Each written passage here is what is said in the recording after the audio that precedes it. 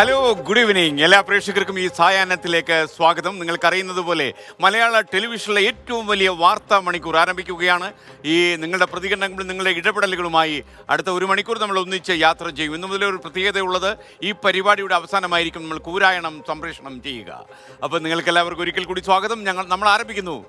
പൊതുജനം കഴുതയല്ല സാർ.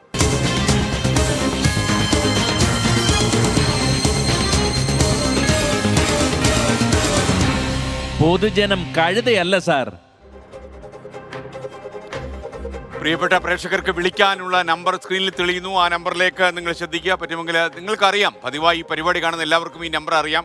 എന്നാൽ പോലും ഒരിക്കൽ കൂടി ഞാൻ ആ നമ്പർ പറയാം. 048428405110. അതുപോലെ നിങ്ങൾക്ക് ദൃശ്യങ്ങളൊക്കെ അയക്കാൻ ഒരു നമ്പറുണ്ട്, ഒരു വാട്സപ്പ് നമ്പറാണ് 6235968937. ഒന്നുകൂടെ പറയാം, 6235968937.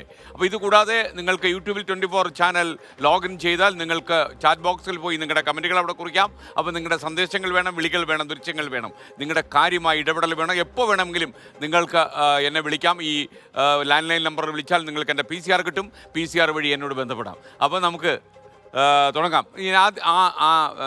തുടക്കത്തിൽ എനിക്ക് നിങ്ങളെ അറിയിക്കാനൊരു വിവരമുണ്ട്. ഈ പരിപാടി കഴിഞ്ഞാൽ കൂരായണം വരും. കൂരായണം കഴിഞ്ഞാൽ എൻകൗണ്ടർ പ്രൈമാണ്. ഇന്നു മുതൽ എൻകൗണ്ടർ പ്രൈമിൻ്റെ രീതി മാറുകയാണ്. നിങ്ങൾക്കറിയുന്നത് പോലെ ഏതെങ്കിലും ഒരവതാരകനായിരുന്നു എൻകൗണ്ടർ പ്രൈം അവതരിപ്പിച്ചെങ്കിൽ ഇന്നു മുതൽ 4 അവതാരകരുമായിട്ടാണ് ആ പരിപാടി എത്തുന്നത്. കാശ്മീർ താജ് ഇബ്രാഹിം, KR ഗോപികൃഷ്ണൻ, AS വിജയകുമാർ, വേണു ബാലകൃഷ്ണൻ, ഈ 4 സംഘമാണ് ഇന്ന് എത്തുന്നത്. ചില പുതുമകളും മാറ്റങ്ങളുമായിട്ട് എൻകൗണ്ടർ പ്രൈം ഇന്ന് നിങ്ങളുടെ അടുത്തെത്തുന്നു 7:30 മുതൽ. ഇതിൻ്റെ ദൈർഘ്യത്തിലൊക്കെ ചില മാറ്റങ്ങൾ വന്നിട്ടുണ്ട്. അത് നിങ്ങൾക്ക് വഴി അറിയാം. അപ്പോൾ മറക്കണ്ട, ഈ പരിപാടിക്ക് അവസാനം കൂരായണം കഴിഞ്ഞാൽ എൻകൗണ്ടർ പ്രൈം വരികയായി പുതിയ രീതികളുമായി. അപ്പോൾ ഇന്നത്തെ വാർത്താ പകൽ കുറച്ചധികം വാർത്തകൾ വന്നു. അപ്പോൾ ഏറ്റവും പ്രധാനപ്പെട്ട വാർത്ത കേരള ഹൈക്കോടതിയുടെ തീരുമാനമായിരുന്നു. ജസ്റ്റിസ് ഹേമ കമ്മിറ്റി റിപ്പോർട്ട് പരിശോധിക്കാൻ പ്രത്യേക ബെഞ്ച് രൂപീകരിക്കുകയാണെന്ന് ചെയ്ത് വനിതാ ജഡ്ജ് ഉൾപ്പെടെ ഒരു പ്രത്യേക ബെഞ്ച് ഇനി ഇത്തരം കേസുകൾ കേൾക്കും തീരുമാനമെന്ന്. സാധാരണ ഒരു നടപടിയല്ല. ഇത്തരം കേസുകൾ കൈകാര്യം ചെയ്യാൻ വേണ്ടി മാത്രം ഒരു ബെഞ്ച് രൂപീകരിക്കുന്നത് അത്ര സാധാരണമല്ലാത്തൊരു നടപടിയാണ് കേരള ഹൈക്കോടതിയുടെ ഭാഗത്തുനിന്നുണ്ടായത്. സ്ത്രീകൾക്ക് എതിരായുള്ള അതിക്രമങ്ങൾ പരിഗണിക്കാൻ ഈ പ്രത്യേക ബെഞ്ച് രൂപീകരിച്ച കേരള ഹൈക്കോടതി ഇന്ന് മാതൃക കാട്ടി. Justice AK Jayasankaran Nambiar, justice CS Sudha എന്നിവരടങ്ങുന്ന ബെഞ്ചാണ് ഇനി ഈ ജസ്റ്റിസ് ഹേമ കമ്മിറ്റി റിപ്പോർട്ടിനെ കുറിച്ചുള്ള കേസുകൾ കേൾക്കുക. തികച്ചും അസാധാരണവും അപ്രതീക്ഷിതവുമായിരുന്നു ഹൈക്കോടതിയുടെ ഇടപെടൽ. ഈ ഘട്ടത്തിൽ ഇങ്ങനെയൊരു നീക്കം ആരും പ്രതീക്ഷിച്ചതുമില്ല.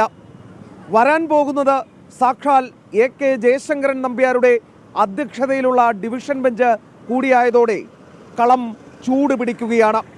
ഇതങ്ങനെ എല്ലാ കാര്യത്തിലും സംഭവിക്കുന്നതല്ല. ഈ പ്രത്യേക ബെഞ്ച് പൊതുകാര്യ പ്രസക്തമായ വിഷയങ്ങൾ, ഇടപെടൽ വേണ്ട ഗൗരവമുണ്ടെന്ന് കോടതിക്ക് തോന്നുന്ന കാര്യങ്ങൾ എന്നിവയിലേ ഇങ്ങനെയൊരു തീരുമാനം ഉണ്ടാകൂ. അപ്പോൾ ഹേമ കമ്മിറ്റി റിപ്പോർട്ട് അങ്ങനെയൊന്നാണെന്ന് അടിവരയിട്ടുറപ്പിക്കുകയാണ് ഹൈക്കോടതി.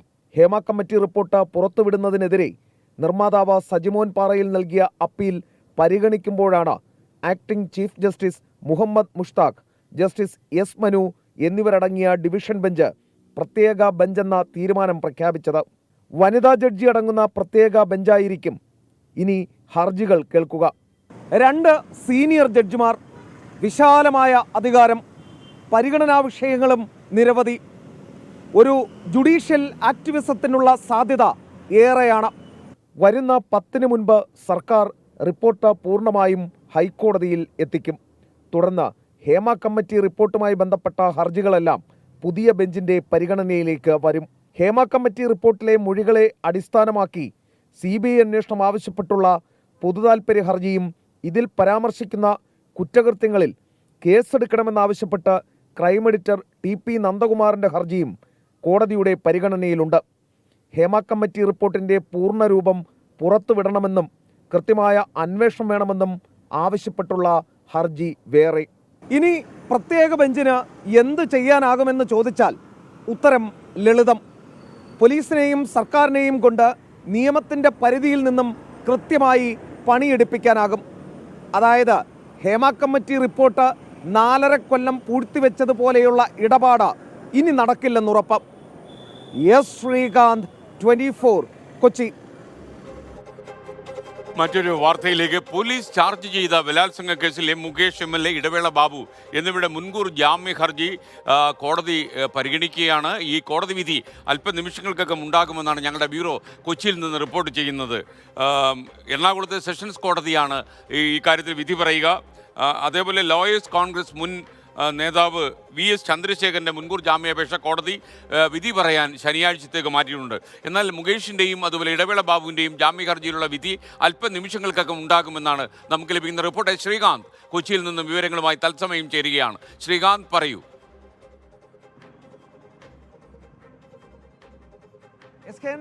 രാവിലെ 10:30 നിൽപ്പ് തുടങ്ങിയതാണ് ഈ ജില്ലാ പ്രിൻസിപ്പൽ സെഷൻസ് കോടതിക്ക് മുൻപാകെ. അതായത് വിധി ഇപ്പോൾ വരും, പിന്നീട് വരും എന്നിങ്ങനെ ആകാംക്ഷ വർദ്ധിച്ചു വന്നു എന്നുള്ളതല്ലാതെ ഉച്ചവരെയും വിധി വന്നില്ല. ജഡ്ജ് അതിനിടയിൽ ചില തീരുമാനങ്ങളിലേക്ക് പോകുന്ന സാഹചര്യമുണ്ടായി. അതായത് ചേംബറിൽ വെച്ച് വിധി പറഞ്ഞ് ഒപ്പം ഈ വിധിപ്പകർപ്പ് അപ്ലോഡ് ചെയ്യാം എന്നൊരു നീക്കത്തിലേക്ക് ഇടയ്ക്ക് പോവുകയുണ്ടായി. പക്ഷേ പിന്നീട് ഓപ്പൺ കോടതിയിൽ തന്നെ പരിഗണിക്കാം എന്ന് തിരുത്തി. അസാധാരണമാണ് ഈ ഒരു സംഭവം. കാരണം 6:30 ആയിരിക്കുന്നു. സാധാരണഗതിയിൽ ഇത്തരത്തിൽ കീഴ്ക്കോടതികൾ ഇത്രയധികം സമയം നീണ്ടു പോകാറില്ല. ഇതിപ്പോൾ 6:30 ആയിട്ടും ആ കേസിൽ വിധി പറഞ്ഞിട്ടില്ല. മുകേഷിൻ്റെയും അതോടൊപ്പം ഇടവേള ബാബുവിൻ്റെയും ഹർജിയിലാണ്, മുൻകൂർ ജാമ്യ ഹർജിയിലാണ് വിധി വരേണ്ടത്. ഈ നിമിഷം വരെ ജഡ്ജിൻ്റെ ഭാഗത്തു നിന്നും അത്തരമൊരു തീരുമാനം ഉണ്ടായിട്ടില്ല.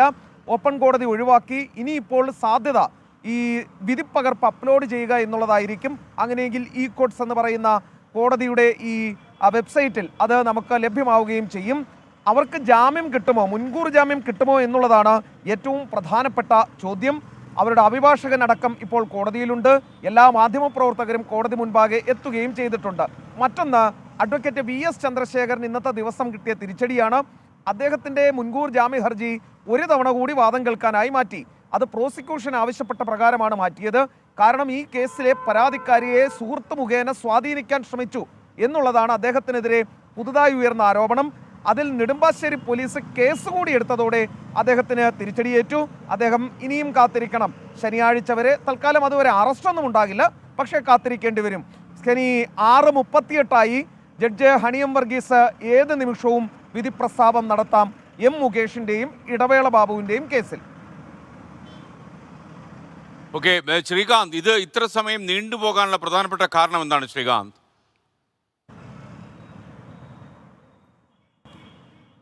നമുക്കും അതൊരു കൗതുകമാണ്. കാരണം ഇത് അടച്ചിട്ട മുറിയിലാണ് വാദം കേട്ടത്. 164 രേഖപ്പെടുത്തിയിരുന്നു. പിന്നെ ഇതൊരു വിവാദമായ കേസാണ്, പ്രമാദമായ സംഭവമാണ്. ഈ അവസാന ദിവസവും, ഇന്നെന്തായാലും വിധി പറയാനായി മാറ്റിയ ദിവസമായിരുന്നു, അവസാന ദിവസവും പ്രോസിക്യൂഷൻ ചില കാര്യങ്ങൾ അവതരിപ്പിക്കാനുണ്ടായിരുന്നു. ഉച്ചയ്ക്ക് ശേഷമാണ് അതിനവർക്ക് അവസരം കിട്ടിയത്. ആ സമയത്താണ് ഈ അഡ്വക്കേറ്റ് VS ചന്ദ്രശേഖരൻ്റെ ഒക്കെ കാര്യം പറഞ്ഞത്. അപ്പോൾ ഒരു പക്ഷേ അതുമായി ബന്ധപ്പെട്ട് ഈ എഴുത്തുകുത്തുകൾ തീർക്കുന്നതിനുള്ള ഒരു കാലതാമസമായിരിക്കും നേരിടുന്നത് എന്ന് നമ്മൾ അനുമാനിക്കുന്നു. തൽക്കാലം മാധ്യമപ്രവർത്തകർക്ക് കോടതി മുറിക്കുള്ളിലേക്ക് പ്രവേശനമില്ല, പുറത്ത് നിൽക്കുകയാണ്. ഈ 164 അടക്കം രേഖപ്പെടുത്തിയ കേസിൽ തൽക്കാലം ഈ വിധി ഇനി അപ്ലോഡ് ചെയ്യൽ മാത്രമേ കാണൂ. കാരണം 6:40 ആകുന്നു. ഈ ഘട്ടത്തിൽ ഇനി ഒരു ഓപ്പൺ കോർട്ടിലേക്ക് കോടതി വന്നിരുന്ന് വിധി പ്രസ്താവിച്ച് പരസ്യമായ വിധി പ്രസ്താവം നടത്തി പിന്നീട് ഓർഡർ അപ്ലോഡ് ചെയ്യൽ ഉണ്ടാകില്ല എന്ന് കരുതുന്നു. ഓർഡറിൻ്റെ അവസാനവട്ട മിനുക്കുപണികളായിരിക്കാം അതുകൊണ്ട് ഇങ്ങനെ നീളുന്നു എന്നാണ് കരുതുന്നത്. ഇത് അസാധാരണമാണ്, സാധാരണ ഇങ്ങനെ ഉണ്ടാകാറേ ഇല്ല. Okay, thank U. ശ്രീകാന്താണ് വിവരങ്ങൾ നൽകിയത്. എന്തായാലും ഏറ്റവും പെട്ടെന്ന് തന്നെ വിധി പ്രസ്താവം വരുമെന്ന് നമ്മൾ പ്രതീക്ഷിക്കുന്നു. വിധി പ്രസ്താവം വന്നാലുടൻ പ്രേക്ഷകരെ നമ്മൾ അടുത്ത നിമിഷം അറിയിക്കുക തന്നെ ചെയ്യും. എന്തായാലും ഓരോ ദിവസം കഴിയും തോറും ഈ ജസ്റ്റിസ് ഹേമ കമ്മിറ്റി റിപ്പോർട്ട് കൂടുതൽ ചർച്ച ചെയ്യപ്പെടുകയാണ്. 4-4.5 വർഷം സർക്കാർ ഫയലിൽ ഉറങ്ങുകയായിരുന്ന ഒരു റിപ്പോർട്ട് പൊടുന്നനെ പ്രത്യക്ഷപ്പെടുകയും അത് കൂടുതൽ ചർച്ച ചെയ്യപ്പെടുകയുമായിരുന്നു. എന്താണ് ഹേമ കമ്മിറ്റി റിപ്പോർട്ട്? മാത്രമല്ല മറ്റൊരു ഡെവലപ്മെൻറ്റ് വന്നിരിക്കുന്നത്, കർണാടകത്തിലും ആന്ധ്രാപ്രദേശിലും തമിഴ്നാട്ടിലും ഹേമ കമ്മിറ്റിയുടെ മോഡൽ റിപ്പോർട്ടുകൾ വേണം എന്ന രീതിയിൽ ചലച്ചിത്ര സംഘടനകൾ ആവശ്യവുമായി രംഗത്ത് വന്നു കഴിഞ്ഞു. ഈ ഹേമ കമ്മിറ്റിൻ്റെ പ്രസക്തിയും പ്രാധാന്യവും കേരളത്തിൽ മാത്രം ഒതുങ്ങില്ല എന്ന രീതിയിലുള്ള റിപ്പോർട്ടുകളാണ് ഇപ്പോൾ വന്നുകൊണ്ടിരിക്കുന്നത്. എങ്ങനെയാണ് ഈ ഹേമ കമ്മിറ്റി റിപ്പോർട്ട്, ഇതുപോലെ ഒരു റിപ്പോർട്ട് തയ്യാറാക്കേണ്ട ഒരു സാഹചര്യം ചലച്ചിത്ര മേഖലയിൽ വന്നത്? സാംസ്കാരിക വകുപ്പ് ഇത്രയും കാലം മൂടിവെക്കാൻ ശ്രമിച്ച റിപ്പോർട്ട് എങ്ങനെ പുറത്തു വന്നു? ഹേമ കമ്മിറ്റി റിപ്പോർട്ടിൻ്റെ നാൾ വഴിയിലേക്ക് നമ്മൾ ഒന്ന് കടന്നു ചെല്ലുന്നു. 2017 ഫെബ്രുവരി 17 മലയാളത്തിലെ പ്രശസ്തയായ നടിയെ തട്ടിക്കൊണ്ടുപോയി ലൈംഗികമായി പീഡിപ്പിച്ചതോടെയാണ് മലയാള സിനിമാ രംഗത്തെ ദുഷ്പ്രവണതകൾ ചർച്ചയായത്. സിനിമയ്ക്കകത്തുനിന്ന് തുടങ്ങിയ പ്രതിഷേധ സ്വരങ്ങൾ പിന്നീട് നാടെങ്ങും നിറഞ്ഞു. സിനിമയ്ക്കകത്ത് സ്ത്രീകൾ നേരിടുന്ന പ്രശ്നങ്ങൾ ഉയർത്താൻ വേണ്ടി രൂപീകരിച്ച വിമൻ ഇൻ സിനിമ കളക്ടീവ് മുഖ്യമന്ത്രിക്ക് നൽകിയ നിവേദനത്തിന്റെ അടിസ്ഥാനത്തിൽ 2017 ജൂലൈയിലാണ് സർക്കാർ ജസ്റ്റിസ് ഹേമ കമ്മിറ്റി നിയമിച്ചത്. Justice Hema, retired IAS KB Vatsalakumari, നടി ശാരദ എന്നിവരായിരുന്നു അംഗങ്ങൾ. സിനിമയുടെ വിവിധ മേഖലകളിൽ നിന്നുള്ള 51 സിനിമാ പ്രവർത്തകർ കമ്മിറ്റിക്ക് മൊഴി നൽകി. വിശദമായ പഠനത്തിനൊടുവിൽ 2019 ഡിസംബർ 31 ഹേമ കമ്മിറ്റി റിപ്പോർട്ട് സർക്കാരിന് കൈമാറി. 2020 ജനുവരി 11 റിപ്പോർട്ട് ആവശ്യപ്പെട്ട് സർക്കാരിന് വിവരാവകാശ അപേക്ഷ ലഭിച്ചു. 10 ദിവസം കഴിഞ്ഞ് 2020 ജനുവരി 22 റിപ്പോർട്ടിന്റെ പകർപ്പ് ലഭ്യമാക്കാൻ കഴിയില്ലെന്ന് സാംസ്കാരിക വകുപ്പ് മറുപടി നൽകി. 2020 ഫെബ്രുവരി 7 അന്നേ ദിവസം നിയമസഭയിൽ ചോദ്യമുള്ളതിനാൽ സഭയിൽ റിപ്പോർട്ട് സമർപ്പിച്ച ശേഷം പകർപ്പ് നൽകാമെന്ന് സാംസ്കാരിക വകുപ്പ്. 2020 ഒക്ടോബർ 22 റിപ്പോർട്ട് നിഷേധിച്ച വകുപ്പിന്റെ നടപടി ശരിവച്ച് വിവരാവകാശ കമ്മീഷൻ ഉത്തരവിടുന്നു. നിയമസഭാ ചോദ്യത്തിന് മറുപടി നൽകാനും തുടർ നടപടികൾക്കും സർക്കാരിന് സമയം ലഭിച്ചിരുന്നില്ലെന്നും നിയമസഭയുടെ അവകാശത്തെ ലംഘിച്ച് വിവരം പുറത്തു നൽകാൻ കഴിയില്ലെന്നുമായിരുന്നു ഉത്തരവിൽ പറഞ്ഞത്. 2024 ജൂലൈ 5 റിപ്പോർട്ട് പുറത്തുവിടാൻ വിവരാവകാശ കമ്മീഷൻ അനുവാദം നൽകുന്നു. 2024 ജൂലൈ 24 റിപ്പോർട്ട് പുറത്തുവിടാനിരിക്കെ നിർമ്മാതാവ് സജിമോൻ പാറയിൽ റിപ്പോർട്ട് പുറത്തുവിടുന്നതിന് സ്റ്റേ വാങ്ങുന്നു. 2024 ഓഗസ്റ്റ് 14 റിപ്പോർട്ട് പുറത്തുവിടുന്നതിനെതിരെ നിർമ്മാതാവ് സജിമോൻ പാറയിലിന്റെ ഹർജി ഹൈക്കോടതി തള്ളുന്നു. 2024 ഓഗസ്റ്റ് 17 റിപ്പോർട്ട് പുറത്തുവിടുമെന്ന് വിവരാവകാശ കമ്മീഷൻ. നടി രഞ്ജിനി താൻ കമ്മിറ്റിക്ക് കൊടുത്ത മൊഴി പരിശോധിക്കണമെന്ന് ആവശ്യപ്പെടുന്നു. 2024 ഓഗസ്റ്റ് 19 നടി രഞ്ജിനി നൽകിയ ഹർജി ഹൈക്കോടതി ഡിവിഷൻ ബെഞ്ച് തള്ളുന്നു. സിംഗിൾ ബെഞ്ചിൽ രഞ്ജിനി റിട്ട് ഹർജി നൽകി. കോടതി രഞ്ജിനിയുടെ അപ്പീൽ തള്ളുന്നു. പരസ്യമാക്കാൻ സാധിക്കില്ലെന്നറിയിച്ചിരുന്ന ഭാഗങ്ങൾക്ക് പുറമെ മറ്റു പല ഭാഗങ്ങൾ കൂടി ഒഴിവാക്കിയതിനു ശേഷമാണ് റിപ്പോർട്ട് പുറത്തുവന്നതെന്നത് വിവാദങ്ങൾക്കിടയാക്കുകയും ചെയ്തു. Research desk 24. പ്രിയപ്പെട്ട പ്രേക്ഷകരെ, ഇനി നമുക്കൊരു ഇടവേള പോകണം. അതിനിടയിൽ ഒരു പ്രത്യേക കാര്യം എനിക്ക് അറിയിക്കാനുണ്ട്. നാളെ ഉച്ചയ്ക്ക് 2 മണി മുതൽ എൻ്റെ കുടുംബം വയനാടിനൊപ്പം, നിങ്ങൾക്കറിയാം കഴിഞ്ഞ ഞായറാഴ്ച നമ്മൾ പ്രക്ഷേപണം ചെയ്ത വയനാട്ടിൽ നിന്നുള്ള പരിപാടി, അതായത് വയനാടിനെ നെഞ്ചോട് ചേർക്കാൻ നമ്മൾ നടത്തിയ ഒരു ഇടപെടലിൻ്റെ കഥ, ഒരുപാട് ആളുകൾ വന്നുപോയ ആ പരിപാടിയുടെ സംക്ഷിപ്ത രൂപം, അതായത് എഡിറ്റ് ചെയ്ത രൂപം നാളെ ഉച്ചയ്ക്ക് 2 മണി മുതൽ 24 സംപ്രേഷണം ചെയ്യുന്നുണ്ട്. നടിയെ ആക്രമിച്ച കേസിന് പിന്നാലെയാണ് അതിജീവിതയ്ക്കൊപ്പം അതിശക്തം നിലകൊള്ളാൻ വേണ്ടി വനിതാ കൂട്ടായ്മ WCC ആരംഭിക്കുന്നത്. ഈ WCC ശരിക്കും സംസ്ഥാന മുഖ്യമന്ത്രി പിണറായി വിജയന് നൽകിയ ആ നിവേദനത്തിലാണ് ഇത്തരം കാര്യങ്ങൾ അന്വേഷിക്കണമെന്ന രീതിയിൽ നിലപാടെടുത്തതും അവസാനം ജസ്റ്റിസ് ഹേമ കമ്മിറ്റിയെ സർക്കാർ നിയോഗിച്ചതും. എന്തായാലും അഭിപ്രായ ഭിന്നതകൾ ചിലതൊക്കെ ഈ WCCക്കകത്ത് കടന്നുകൂടിയിട്ടുണ്ടെങ്കിലും അതിജീവിതയ്ക്കൊപ്പം ഇപ്പോഴും അവർ ഉറച്ചു നിൽക്കുന്നു.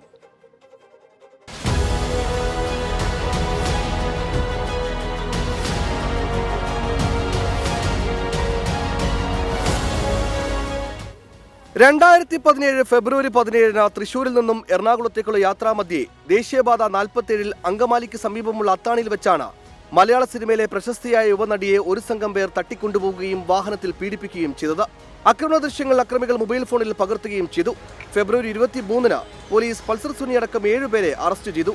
അതിജീവിത കേസിൽ ഗൂഢാലോചന ആരോപിച്ചെങ്കിലും ഫെബ്രുവരി 26 മുഖ്യമന്ത്രി പിണറായി വിജയൻ കേസിൽ ഗൂഢാലോചന ഇല്ലെന്ന വാദം ഉയർത്തിയത് പ്രതിപക്ഷ പ്രതിഷേധം ക്ഷണിച്ചു വരുത്തി. അതേ തുടർന്ന് 2017 മെയ് 18 അതിജീവിതയെ പിന്തുണയ്ക്കാനായി അവരുടെ സുഹൃത്തുക്കളായ അഭിനേത്രികൾ ചേർന്ന് the woman in cinema collective എന്ന സംഘടനയ്ക്ക് രൂപം നൽകിയത്. സംഘടന മുഖ്യമന്ത്രിയെ കണ്ട് കേസിൽ അതിവേഗ നടപടി വേണമെന്ന് ആവശ്യപ്പെട്ടു. 2017 ജൂലൈ 10 കേസുമായി ബന്ധമുണ്ടെന്ന അന്വേഷണങ്ങളെ തുടർന്ന് നടൻ ദിലീപ് അറസ്റ്റിലാവുകയും 85 ദിവസത്തെ റിമാൻഡിന് ശേഷം 2017 ഒക്ടോബർ 3 ജാമ്യത്തിലിറങ്ങുകയും ചെയ്തു. 2017 നവംബർ 22 സമർപ്പിച്ച കുറ്റപത്രത്തിൽ 8ാം പ്രതിയായ ദിലീപ് അടക്കം 12 പേരാണുള്ളത്. ദിലീപിന്റെ മുൻ ഭാര്യയും നടിയുമായ മഞ്ജു വാര്യരാണ് മുഖ്യ സാക്ഷി. ദിലീപിനെ അറസ്റ്റ് ചെയ്തപ്പോൾ അമ്മ സംഘടനയുടെ നിലപാട് നടിക്കൊപ്പമായിരുന്നില്ല എന്നതും വിമർശനങ്ങൾക്കിടയാക്കി.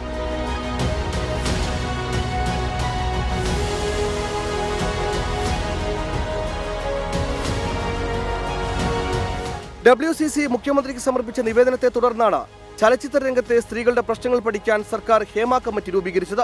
അതിനിടെ പല സമയങ്ങളിലും WCCയുടെ പിന്തുണയോടെ പല തുറന്നു പറച്ചിലുകളും ഉണ്ടായി. 2018 നടൻ മുകേഷിനെതിരെ കാസ്റ്റിംഗ് ഡയറക്ടർ ടെസ് ജോസഫിന്റെ B2 ആരോപണം, അലൻസിനെതിരെ നടി ദിവ്യ ഗോപിനാഥ് രംഗത്ത് വന്നത്, നടൻ വിനായകനെതിരെ ദളിത് ആക്ടിവിസ്റ്റും സാമൂഹിക പ്രവർത്തകയുമായ യുവതി ലൈംഗികാരോപണം ഉന്നയിച്ച സംഭവം, പടവെട്ടെന്ന സിനിമയുടെ സംവിധായകൻ ലിജു കൃഷ്ണയ്ക്കെതിരെ വന്ന പീഡന കേസ്. വ്യാജ വാഗ്ദാനം നൽകി പുതുമുഖ നടിയെ പീഡിപ്പിച്ചെന്ന കേസിൽ നടനും നിർമ്മാതാവുമായ വിജയബാബുവിനെതിരെയുള്ള കേസ് പോലുള്ളവ ഉദാഹരണം. അതിജീവിതയ്ക്കൊപ്പം അതിശക്തമായ WCC നിലകൊണ്ടുവെങ്കിലും സംഘടനക്കുള്ളിലെ ഭിന്നതകൾ പലതും മറനീക്കി പുറത്തുവന്നു.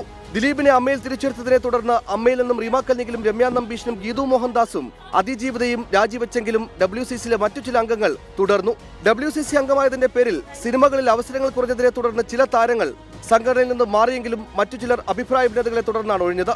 എന്നിരുന്നാലും അതിജീവിതയ്ക്ക് നീതി ലഭിക്കണമെന്ന കാര്യത്തിൽ ഇപ്പോഴും WCC അംഗങ്ങൾ ഒറ്റക്കെട്ടാണ്. ഹേമ കമ്മിറ്റി റിപ്പോർട്ടിൽ ആരോപണ വിധേയരായവർക്കെതിരെ നടപടി വേണമെന്ന അഭിപ്രായം തന്നെയാണ് WCCക്കുള്ളത്. Research desk 24. Justice Hema committee report കൂടുതൽ കേരളത്തിലും കേരളത്തിന് പുറത്തും ഇപ്പോൾ ചർച്ച ചെയ്യപ്പെടുകയാണ്. തമിഴ്നാട്ടിലേക്കും കർണാടകത്തിലേക്കും ആന്ധ്രയിലേക്കും ഒക്കെ ഹേമ കമ്മിറ്റിയുടെ റിഫ്ലക്ഷൻസ് വന്നു കഴിഞ്ഞു. അപ്പോൾ ഇതിൽ ഇനി അടുത്ത നടപടി എന്താവും? ഈ പോക്സോ കേസ് ആരോപണമുള്ള ആളുകളെ ശിക്ഷിക്കുമോ, ചില ആളുകളെ തുറുങ്കിലടയ്ക്കുമോ എന്നൊക്കെയുള്ള ചർച്ചകളൊക്കെ സിനിമാ ലോകത്തും പുറത്തും കാര്യമായി നടക്കുന്ന ഒരു കാലത്താണ് നമ്മൾ ഈ കാര്യം ചർച്ച ചെയ്യുന്നത്. ഞങ്ങൾ ഇതിനെക്കുറിച്ച് ചില പ്രതികരണങ്ങൾ ജനങ്ങളോട് ആരാഞ്ഞു. അവർ മറുപടി പറഞ്ഞത് ഇങ്ങനെയായിരുന്നു. ഹേമ കമ്മിറ്റി റിപ്പോർട്ട് അനുസരിച്ച് തെറ്റ് ചെയ്തിട്ടുണ്ടെങ്കിൽ തീർച്ചയായിട്ടും അവർ ശിക്ഷിക്കപ്പെടണം. കാരണം സ്ത്രീകളെ സംരക്ഷിക്കുന്നത് സർക്കാർ പറയുകയും അവരെ സംരക്ഷിക്കാതെ അവർക്ക് യഥാർത്ഥ പ്രതികൾക്ക് കൂട്ടുനിൽക്കുന്നൊരു സാഹചര്യം ഉണ്ടാകുന്ന ഒരിക്കലും ശരിയായൊരു നടപടിയാണെന്ന് തോന്നുന്നില്ല. നമ്മുടെ നാട്ടിലിപ്പോൾ ഏതൊരു കാര്യം എടുത്താലും നമ്മളുടെ എല്ലാവരുടെയും ആഗ്രഹം അത് തന്നെയാണ്, നീതി ജയിക്കണം എന്നുള്ളതാണ്. പക്ഷേ എത്ര പെർസെൻറ്റേജ് കാര്യങ്ങളിലൂടെ അത്രയും സത്യസന്ധമായി നടക്കാറുണ്ട്. ഇത് മാത്രമല്ല ഞാൻ പറയുന്നത്, ഏത് കാര്യമാണെങ്കിലും തെറ്റ് ചെയ്താൽ ശിക്ഷിക്കപ്പെടണം. ആരായാലും കുറ്റം ചെയ്താൽ ശിക്ഷിക്കപ്പെടണം. അതിപ്പോൾ മീഡിയയിലാണെങ്കിലും ഫിലിം ഇൻഡസ്ട്രിയിലാണെങ്കിലും സാധാരണക്കാരാണെങ്കിലും കുറ്റം ചെയ്താൽ ശിക്ഷിക്കപ്പെടണം. ഇപ്പോൾ കുറ്റം ആരോപിച്ചിട്ടല്ലേ ഉള്ളൂ, തെളിഞ്ഞു കഴിഞ്ഞ് കഴിഞ്ഞാൽ സ്ഥാനം രാജിവെക്കണം. അല്ലാതെ ഒരു കുറ്റം ആരോപിച്ചു എന്ന് പറഞ്ഞിട്ട് രാജിവെക്കണം എന്ന് പറയുന്നില്ല. അങ്ങനെ കുറ്റം ചെയ്തിട്ടുണ്ടെങ്കിൽ അത് തെളിയിക്കണം, അവർക്ക് വേണ്ട ശിക്ഷ കടിച്ചു കൊടുക്കണം. സ്ത്രീകൾക്ക് ഉള്ള ഈ പീഡനത്തിന് എതിരായിട്ട് എന്തായാലും ശിക്ഷിക്കപ്പെടണം. സമദർശിയിൽ നിന്ന് ഒരു സന്ദേശം വന്നിരിക്കുന്നു. സിനിമാക്കാർ സ്ത്രീകളോട് കാട്ടിയതിനെ നിങ്ങൾ ആത്മാർത്ഥമായി എതിർക്കുന്നുവെങ്കിൽ വരുന്ന ഓണത്തിന് ഒരു നടീ നടനെയും ഫ്ലോറിൽ കാണരുത്, പരിപാടിയിൽ ഉൾപ്പെടുത്തരുത്. നമ്മളെല്ലാവരും കുറ്റക്കാരാണ് എന്ന രീതിയിൽ മുന്നോട്ട് പോകാനേ കഴിയില്ല. ഇങ്ങനെയുള്ള പരാതികളൊക്കെ വരികയും ആരോപണ വിധേയരാകുകയും ചെയ്ത ആരെയും നമ്മൾ പരിപാടികളിൽ പങ്കെടുപ്പിച്ചിട്ടില്ല. എന്നാൽ നമ്മുടെ മലയാള ഫിലിം ഇൻഡസ്ട്രിയിൽ എത്രയോ ആർട്ടിസ്റ്റുകളുണ്ട്. അപ്പോൾ നമ്മൾ അവരെയൊക്കെ മാറ്റി നിർത്തുക എന്ന് പറഞ്ഞാൽ അവരുടെ കരിയറിനോട് ചെയ്യുന്ന നീതികേടാണെന്നാണ് നമ്മുടെ വിശ്വാസം. അതുകൊണ്ട് തന്നെ ഈ ഓണക്കാലത്ത് മോഹൻലാലിനെ പോലെയുള്ള ആളുകൾ നമ്മുടെ ഈ പരിപാടിയിൽ പങ്കെടുക്കുന്നുണ്ട്. ഫ്ലവേഴ്സ് ടോപ്പ് സിംഗറിൽ അതിൻ്റെ ഫിനാലെ തിരുവോണ ദിനത്തിലാണ്. ആ തിരുവോണ ദിനം മുഴുവനും മോഹൻലാൽ നമുക്കൊപ്പം ഉണ്ടാകും. പ്രതികരണ വേദി തുടരുകയാണ്. ഇന്നത്തെ വാർത്താ പകലിൽ അവസാനം വന്ന ഒരു വാർത്തയിലേക്കാണ് നമ്മൾ കിടക്കുന്നത്. സിനിമാ നയരൂപീകരണ സമിതിയിൽ നിന്ന് മുകേഷ് MLAയെ മാറ്റി. CPIMൻ്റെ നിർദ്ദേശപ്രകാരമാണ് മുകേഷിനെ മാറ്റിയിരിക്കുന്നത്. B. ഉണ്ണികൃഷ്ണൻ അടക്കം ബാക്കിയുള്ള 9 ആളുകളും സമിതിയിൽ തുടരും എന്നാണ് നമുക്ക് കിട്ടുന്ന റിപ്പോർട്ട്. സലീം മാലിക് തിരുവനന്തപുരത്ത് നിന്ന് തത്സമയം ചേരുന്നു. സലീം, എപ്പോഴാണ് ഈ തീരുമാനം വന്നത്? ഗവൺമെൻറ് അവസാനം തീരുമാനിച്ചതിൻ്റെ പശ്ചാത്തലം എന്തായിരുന്നു? നേരത്തെ തന്നെ മുകേഷിനെതിരെ ആരോപണം ഉന്നയിച്ചപ്പോൾ തന്നെ മുകേഷിനെ നയരൂപീകരണ സമിതിയിൽ നിന്ന് പുറത്താക്കും എന്നൊരു തീരുമാനം സർക്കാർ എടുത്തിരുന്നു. അതിന് പിന്നാലെ പാർട്ടി സെക്രട്ടറി തന്നെ അക്കാര്യം വ്യക്തമാക്കുകയും ചെയ്തിരുന്നു. എന്നാൽ ആ നടപടി വൈകിക്കൊണ്ടിരിക്കുകയായിരുന്നു. അതിനിടയിലാണ് ഈ ഫിലിം അക്കാദമിയുടെ ചെയർമാനായി പ്രേംകുമാർ എന്ന് ചുമതലയേറ്റ അതിനുശേഷം ആ ദിവസം തന്നെ മുകേഷിനെ നയരൂപീകരണ സമിതിയിൽ നിന്ന് ഒഴിവാക്കുന്നത്. നേരത്തെ ഈ മുകേഷിനെ ഒഴിവാക്കാത്തതിന് പറഞ്ഞ ന്യായീകരണം സിനിമാ നയരൂപീകരണ സമിതി അപ്പാടെ പുനഃസംഘടിപ്പിക്കാനുള്ളൊരു ആലോചന സർക്കാരിനുണ്ടായിരുന്നു. അത് ഏതെങ്കിലും ഒരാളെ വ്യക്തിപരമായി ഒഴിവാക്കുന്നതിന് പകരം അത് പുനഃസംഘടിപ്പിച്ചാൽ കുറച്ചുകൂടി നന്നാവുമെന്നൊരു തീരുമാനത്തിൽ നിന്നായിരുന്നു അങ്ങനെ ഒരു ആലോചനയിലേക്ക് പോയത്. പക്ഷേ തൽക്കാലം അത് വേണ്ട. കാരണം സിനിമാ നയരൂപീകരണ സമിതിയിലെ ഈ സിനിമാ കോൺക്ലേവ് ഉൾപ്പെടെയുള്ള ചർച്ചകൾ വളരെ മുന്നോട്ട് പോയി. അപ്പോൾ ഈ സമിതി ഒന്നാകെ പുനഃസംഘടിപ്പിക്കുന്നത് അത്ര കണ്ട് ഗുണകരമാവില്ല എന്നൊരു വിലയിരുത്തലിന്റെ പശ്ചാത്തലത്തിലാണ് നിലവിൽ സിനിമാ നയരൂപീകരണ സമിതി പുനഃസംഘടിപ്പിക്കാത്തത്. പകരം നിലവിലുള്ള അതേ അംഗങ്ങളെ ഉൾപ്പെടുത്തിക്കൊണ്ട് മുകേഷിനെ മാത്രം ഒഴിവാക്കുകയാണ്. നേരത്തെ B. ഉണ്ണികൃഷ്ണനെ കൂടി നയരൂപീകരണ സമിതിയിൽ നിന്ന് ഒഴിവാക്കണമെന്നൊരു അഭിപ്രായം ഉയർന്നിരുന്നു. അങ്ങനെ പരാതിയും സർക്കാരിന് മേൽ വരികയും ചെയ്തിരുന്നു. എന്നാൽ ആ പരാതി സർക്കാർ ആ നിലയിൽ ഗൗരവത്തോടു കൂടി കണ്ടിട്ടില്ല. നിലവിൽ മുകേഷിനെ മാത്രം, അതും ആരോപണ വിധേയൻ എന്ന നിലയിൽ ആരോപണ വിധേയനെ ഉൾപ്പെടുത്തിക്കൊണ്ട് പോകേണ്ടതില്ല എന്നൊരു തീരുമാനത്തിന്റെ പശ്ചാത്തലത്തിലാണ് നയരൂപീകരണ സമിതിയിൽ നിന്ന് മുകേഷിനെ ഒഴിവാക്കിയിരിക്കുന്നത്. ഇനി വളരെ വൈകാതെ തന്നെ ഈ സമിതിയുടെ യോഗം ചേരുകയും അതിനുശേഷം സിനിമാ കോൺക്ലേവ് ഉൾപ്പെടെയുള്ള കാര്യങ്ങളിൽ ചർച്ച നടത്തുകയും ചെയ്യും. നിലവിൽ അത് നവംബർ 24 എന്നൊരു തീയതി എടുത്തെങ്കിലും ആ ദിവസം നടക്കില്ല എന്നതിലേക്ക് പിന്നീട് ആ ചർച്ച പോയിരുന്നു. വളരെ വേഗത്തിൽ തന്നെ സിനിമാ നയരൂപീകരണത്തിന്റെ ഒരു കരട് രൂപീകരിക്കാനും അതിന് പിന്നാലെ കോൺക്ലേവ് സംഘടിപ്പിക്കാനുമുള്ള ഒരുക്കത്തിലാണ് ഇനി ചലച്ചിത്ര അക്കാദമി ഉള്ളത്. SK. ഓക്കെ, സലീം മാലിക്കാണ് വിവരങ്ങൾ നൽകിയത്. ഹേമ കമ്മിറ്റി റിപ്പോർട്ട് പുറത്തു വന്നതിന് പിന്നാലെ ഈ വെളിപ്പെടുത്തലുകളുമായി ഒരുപാട് വനിതകൾ രംഗത്ത് വന്നു. സിനിമാ മേഖലയിലെ ചൂഷണങ്ങളെക്കുറിച്ച് തുറന്നു പറഞ്ഞ് കൂടുതൽ സ്ത്രീകൾ രംഗത്ത് വന്നു, ഇപ്പോഴും വന്നുകൊണ്ടിരിക്കുകയാണ്. സർക്കാരിനെ വരെ പ്രതിസന്ധിയിലാക്കും വിധം മുൻനിര നടന്മാർക്കും എതിരെ വന്നു ആരോപണങ്ങൾ. അതേസമയം ഒരു കാര്യം കൂടി പറഞ്ഞു, ഇന്നത്തെ പ്രൊഡ്യൂസർ അസോസിയേഷൻ്റെ പ്രസ്താവന വന്നിട്ടുണ്ട്. അതായത് ഈ ബ്ലാക്ക് മെയിൽ ചെയ്യുന്നതിന് വേണ്ടി ആരോപണങ്ങളുമായി വനിതകൾ രംഗത്ത് വരുന്നത് സർക്കാർ ശ്രദ്ധിക്കണമെന്നാണ് അവർ ആവശ്യപ്പെടുന്നത്. ഇത്തരം തുറന്നു പറച്ചിലിന് യൂട്യൂബ് ചാനലുകളോട് ആളുകൾ പണം ചോദിക്കുന്നു എന്നുള്ള വസ്തുതകളും പുറത്തു വരുന്നൊരു സാഹചര്യം കേരളത്തിൽ ഇപ്പോൾ നിലവിലുണ്ട്. സാങ്കേതികത്വം പറഞ്ഞ് തൽക്കാലം തടി തപ്പാമെന്ന സർക്കാരിന്റെ കണക്കുകൂട്ടൽ അപ്പാടെ തെറ്റിച്ച് ആദ്യ വെളിപ്പെടുത്തലുണ്ടായത് പശ്ചിമ ബംഗാൾ നടിയിൽ നിന്ന്. ആരോപണം ഉയർന്നതാകട്ടെ ചലച്ചിത്ര അക്കാദമി ചെയർമാൻ സ്ഥാനത്ത് സർക്കാർ സംരക്ഷിച്ചു പോന്ന സംവിധായകൻ രഞ്ജിത്തിനെതിരെ. When he felt that I'm not protesting or I'm not doing anything, he started to play with my hair and, touching the nape of my neck. So I immediately got out of that room. I spoke to the assistant director. I called him. That guy actually, he was the one who spoke to me initially. So I said, I'm not doing this film. 2019 cinema ചർച്ചയ്ക്കിടെ രഞ്ജിത്ത് ലൈംഗിക താൽപര്യത്തോടെ സ്പർശിച്ചുവെന്നാണ് പരാതി. സ്ത്രീത്വത്തെ അപമാനിച്ചെന്ന കുറ്റം ചുമത്തി IPC 354 വകുപ്പ് പ്രകാരം Ernakulam north police case register ചെയ്തു. സിനിമയിൽ അവസരം നൽകാത്തതിന്റെ നീരസമാണ് നടിക്കെന്ന് രഞ്ജിത്ത്. കോഴിക്കോട് സ്വദേശിയായ യുവാവിന്റെ പരാതിയിൽ മറ്റൊരു ലൈംഗികാതിക്രമ കേസ് കൂടി രഞ്ജിത്തിനെതിരെയുണ്ട്. നടൻ സിദ്ദിഖ് ഹീനമായി പീഡിപ്പിച്ചുവെന്ന യുവനടിയുടെ പരാതിയായിരുന്നു അടുത്തത്. ആ സമയത്ത് പറ്റുന്ന പോലെ തന്നെ ഞാൻ എൻ്റെ മാക്സിമം സ്ട്രെങ്ത് ഫിസിക്കലി എടുത്ത് അയാളെ ഞാൻ ഡിഫെൻഡ് ചെയ്യുന്നു. 1 മണിക്കൂർ ഞാൻ അതിനകത്തായിരുന്നു. പുറത്തിറങ്ങി പോയ സമയത്താണ് ഇദ്ദേഹം, ഞാൻ അയാളടുത്ത് പറഞ്ഞു, ഞാനിത് റിപ്പോർട്ട് ചെയ്യും, ആര് വിശ്വസിക്കാൻ നിന്നെയൊക്കെ, നീയൊക്കെ എന്താ, നീക്ക് ഏതെങ്കിലും ഒരു സിനിമയിൽ അഭിനയിച്ചിട്ടുണ്ടോ, നീ ആരോടോ പോയി പറയ്, എനിക്കിവിടെ എത്രയോ ആൾക്കാർ ഇവിടെ എന്നെ വിശ്വസിക്കുന്നു. IPC 376 പ്രകാരം ബലാത്സംഗം, 506 പ്രകാരം ഭീഷണിപ്പെടുത്തൽ എന്നീ കുറ്റങ്ങൾ ചുമത്തി Thiruvananthapuram museum police case register ചെയ്തു. യുവതി തന്നെ അപകീർത്തിപ്പെടുത്താൻ ശ്രമിക്കുന്നുവെന്ന സിദ്ദിഖിന്റെ പരാതിയിലും പോലീസ് കേസെടുത്തിട്ടുണ്ട്. കൊച്ചി സ്വദേശിയായ മറ്റൊരു നടിയുടെ പരാതിയിൽ നടനും MLAയുമായ M. മുകേഷ്, നടന്മാരായ ജയസൂര്യ, ഇടവേള ബാബു, മണിയൻ പിള്ള രാജു, കോൺഗ്രസ് നേതാവ് VS Chandrasekharan, production manager Vichu, production controller Noble എന്നിവർക്കെതിരെ വിവിധ സ്റ്റേഷനുകളിൽ കേസ് രജിസ്റ്റർ ചെയ്തു. ബലാത്സംഗം, സ്ത്രീത്വത്തെ അപമാനിക്കൽ, സ്ത്രീത്വത്തെ അപമാനിക്കുന്ന ആംഗ്യവിക്ഷേപം, അതിക്രമിച്ചു കടക്കൽ തുടങ്ങിയ കുറ്റങ്ങൾ ഇവർക്കെതിരെ ചുമത്തിയിട്ടുണ്ട്. തൊടുപുഴയിലെ ലൊക്കേഷനിൽ വച്ച് ലൈംഗികാതിക്രമം ഉണ്ടായെന്ന തിരുവനന്തപുരം സ്വദേശിനിയുടെ പരാതിയിൽ ജയസൂര്യക്കെതിരെ മറ്റൊരു കേസ് കൂടിയുണ്ട്. സംവിധായകരായ VK പ്രകാശ്, ശ്രീകുമാർ മേനോൻ, നടൻ അലൻസീർ എന്നിവർക്കെതിരെയും വ്യത്യസ്ത പരാതികളിൽ പോലീസ് കേസെടുത്തിട്ടുണ്ട്.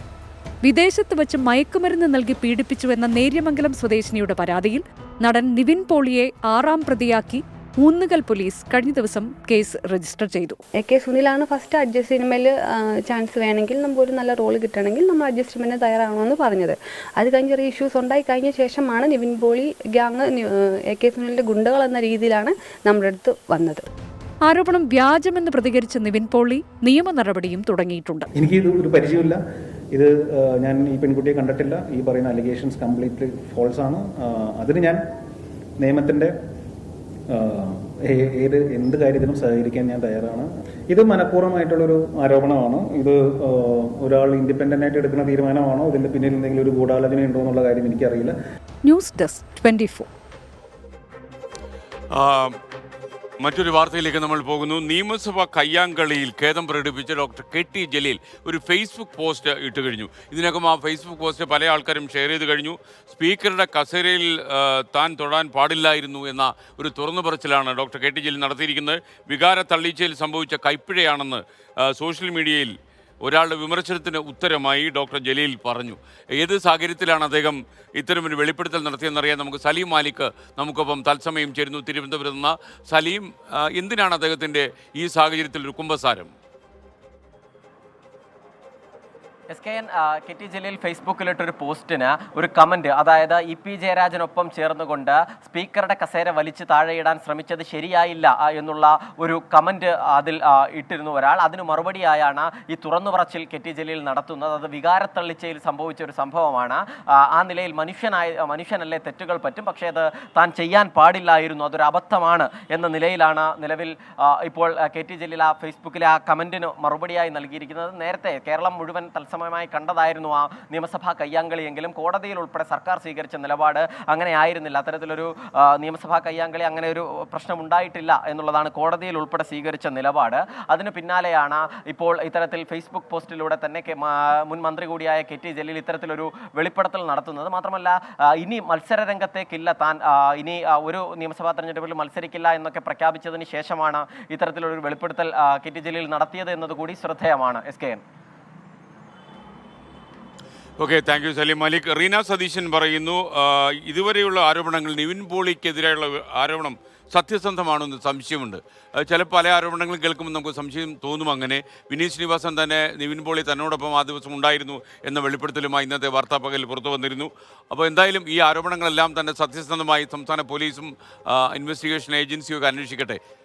സത്യം എന്തായാലും എത്ര ചാരം മൂടി കിടന്നാലും ഇന്നല്ലെങ്കിൽ നാളെ സത്യം പുറത്തു വരിക തന്നെ ചെയ്യും. പ്രതികരണ വേദി തുടരുകയാണ്. നിങ്ങൾക്കറിയുന്ന പോലെ ഈ പൊതുജനം കഴുതയല്ല സാർ എന്ന പരിപാടി കഴിഞ്ഞാൽ കൂരായണം വരും. പിന്നെ ചില പ്രേക്ഷകർ ചോദിക്കുന്നു, വിധി ഉടൻ എഴുതി കാണിക്കുന്നല്ല, വിധി വന്നിട്ടില്ലല്ലോ. മുകേഷിനും അതേപോലെ ഇടവേള ബാബുവിനും മുൻകൂർ ജാമ്യം തേടിക്കൊണ്ടുള്ള വിധി എറണാകുളം സെഷൻസ് കോടതി ഇപ്പോഴും പ്രഖ്യാപിച്ചിട്ടില്ല. വന്നാലുടൻ നമ്മളത് സംപ്രേഷണം ചെയ്യും. ശരിക്കും മലയാള സിനിമയുടെ ഏറ്റവും നല്ല കാലത്താണ് ഈ ജസ്റ്റിസ് ഹേമ കമ്മിറ്റി റിപ്പോർട്ട് പുറത്തു വരുന്നതും അതിന് പിന്നാലെ ഒരുപാട് വിവാദങ്ങൾ തലപൊക്കിയതും. സിനിമ ഉത്സവമാകേണ്ട ഒരു ഓണക്കാലമാണ് ഇപ്പോൾ. നിങ്ങൾക്കറിയാം, ഒരുപാട് ചിത്രങ്ങൾ സൂപ്പർ ഹിറ്റായി ഓണക്കാലത്ത് തിയേറ്ററിൽ ഓടേണ്ട സമയത്താണ് വിവാദങ്ങളിൽപ്പെട്ട് സിനിമ നട്ടം തിരിയുന്നത്.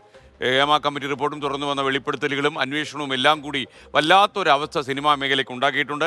എന്നാൽ ഇപ്പോഴും നമ്മൾ വിശ്വസിക്കുന്നത് ഏതാണ്ട് 800,000 കോടി രൂപ മുടക്കുമുതലുള്ള ഈ മലയാള സിനിമാ വ്യവസായത്തിന് ഒന്നും സംഭവിക്കില്ല ഇതുമൂലം എന്നാണ് നമ്മൾ മനസ്സിലാക്കുന്നത്. വിവാദങ്ങളുണ്ടാകും, വിവാദങ്ങൾ അന്വേഷിക്കപ്പെടും, ചിലപ്പോൾ ചില ആളുകളുടെ കാര്യത്തിൽ തീരുമാനം ഉണ്ടാകും, പിന്നീട് വിവാദങ്ങൾ കെട്ടടക്കുകയും ചെയ്യും. അപ്പോൾ ഈ ഓണക്കാലത്ത് ഏറ്റവും വലിയ വെല്ലുവിളി ഇത്തരം വിവാദങ്ങൾ അപ്പുറം കടന്ന് സിനിമകളെ ഹിറ്റാക്കുക എന്നുള്ളതാണ്. തലപ്പത്തെ താരരാജാക്കന്മാർ, അവർക്കു ചുറ്റുമുള്ള ഉപഗ്രഹങ്ങൾ. മറ്റെവിടെയും പോലെ മലയാള സിനിമയുടെ മുഖചിത്രവും കാലങ്ങളായി അങ്ങനെ തന്നെയാണ്. പതിവ് പ്രമേയങ്ങൾ ജനത്തിന്റെ ക്ഷമ പരീക്ഷിക്കുന്ന കാലത്ത് സിനിമയിലൊരു പുതിയ കാലം വന്നു. പുതിയ പ്രമേയങ്ങൾ, താരപ്പൊലിമയില്ലാത്ത ബോക്സ് ഓഫീസ് ഹിറ്റുകൾ, നവാഗതരുടെ വിജയഗാഥകൾ. ചരിത്രം വഴിമാറി നടന്ന നല്ല കാലം. എന്നാൽ തിരശീലയ്ക്കപ്പുറം എഴുതപ്പെട്ട മറ്റൊരു തിരക്കഥ മലയാള സിനിമാ മേഖലയുടെ ഗതി മാറ്റി. കൊച്ചി നഗരമധ്യത്തിൽ നടി ആക്രമിക്കപ്പെട്ട സംഭവത്തിനു ശേഷം സിനിമയുടെ സിംഹാസനങ്ങളിളകി. അവർക്ക് നേരെ കൈചൂണ്ടി ചോദ്യങ്ങളുമായി സിനിമയിലെ സ്ത്രീകൾ സംഘടിച്ചു. സിനിമയിൽ WCC എന്ന സ്ത്രീ കൂട്ടായ്മയുടെ രൂപീകരണം. ചോദ്യങ്ങൾ ഇഷ്ടമല്ലാത്ത സിനിമയിലെ ശക്തർ അവരെ പരിഹസിച്ചു തള്ളി. പക്ഷേ കണക്കു ചോദിക്കാൻ കാലം കാത്തുനിന്നു. WCC ഇടപെടലിൽ സർക്കാർ രൂപീകരിച്ച കമ്മിറ്റിയുടെ റിപ്പോർട്ടിൽ സിനിമാ മേഖല ആടിയുലഞ്ഞു. സ്ത്രീകൾ നേരിടുന്ന ലൈംഗിക ചൂഷണത്തിന്റെ നേരനുഭവങ്ങൾ കേട്ട് ലോകം തരിച്ചുനിന്നു. സിനിമാ സംഘടനകൾക്ക് ദിവസങ്ങളോളം മൗനം വെടിഞ്ഞ് താരസംഘടന അമ്മ വന്നപ്പോഴോ? ആ റിപ്പോർട്ട് വളരെ സ്വാഗതാർഹമായിട്ടാണ് തോന്നിയത്. ആ റിപ്പോർട്ടിൽ പറഞ്ഞിരിക്കുന്ന ഫൈൻഡിങ്സും അതിൽ ഹേമ കമ്മിറ്റി സർക്കാരിന് കൊടുത്തിട്ടുള്ള റെക്കമെൻഡേഷൻസും എല്ലാം തികച്ചും സ്വാഗതാർഹമാണ്. അതെല്ലാം നടപ്പിൽ വരുത്തണമെന്ന് തന്നെയാണ് ഞങ്ങളുടെ ആഗ്രഹം. ഒരു ഒളിച്ചോട്ടമോ അമ്മ ഇതിൽ നിന്ന് പിന്മാറിയതോ അല്ലെങ്കിൽ പ്രതികരിക്കാൻ വേണ്ടി അങ്ങനെ വേറെ എന്തെങ്കിലും കാത്തുനിന്നതോ അല്ല. ഞങ്ങൾക്കുണ്ടായ ഒരു സമയക്കുറവ് ഇതാണ്. അതുകൊണ്ടാണ് ഇത്രയും സമയം എടുത്തുപോയത്. അമ്മയുടെ നിലപാടിനെ പരസ്യമായി ചോദ്യം ചെയ്ത് സിനിമാ മേഖലയിൽ നിന്ന് തന്നെ വിമർശനമുയർന്നു. ഹേമ കമ്മിറ്റി റിപ്പോർട്ടിനെ കുറിച്ചുള്ള പ്രതികരണം വൈകിയതിന് ഞാൻ പൊതുസമൂഹത്തോട് ക്ഷമ ചോദിക്കുകയാണ്. കാരണം വളരെ പെട്ടെന്ന് തന്നെ പ്രതികരിക്കേണ്ടതായിരുന്നു. അതിന് കാരണം എന്തായാലും അമ്മയുടെ ഭാഗത്തു നിന്നും ഒരു വീഴ്ച പറ്റിയിട്ടുണ്ട്. തീർച്ചയായിട്ടും അതെ, വീഴ്ച സംഭവിച്ചിട്ടുണ്ട് എന്നുള്ളതിൽ യാതൊരു സംശയവുമില്ല. തീർച്ചയായിട്ടും ശക്തമായ ഇടപെടലും നടപടികളും അമ്മ സംഘടനയുടെ ഭാഗത്തു നിന്നും ഉണ്ടാകേണ്ടത് തന്നെയാണ്. അമ്മയുടെ തലപ്പത്തുള്ളവർക്കെതിരെ, ചലച്ചിത്ര അക്കാദമിയുടെ ചെയർമാനെതിരെ, എണ്ണം പറഞ്ഞ സംവിധായകർക്കെതിരെ, ചലച്ചിത്ര മേഖലയുമായി ബന്ധപ്പെട്ട ചൂഷണ കഥകളുടെ തുറന്നുപറച്ചിലുകളായി വിവാദം കൊഴുത്തു. മോഹൻലാൽ പ്രസിഡന്റായ അമ്മയുടെ നേതൃത്വം ഒന്നാകെ രാജിവെച്ചൊഴിഞ്ഞു. ആരോപണങ്ങൾ നേരിട്ടവർ കോടതി കയറി.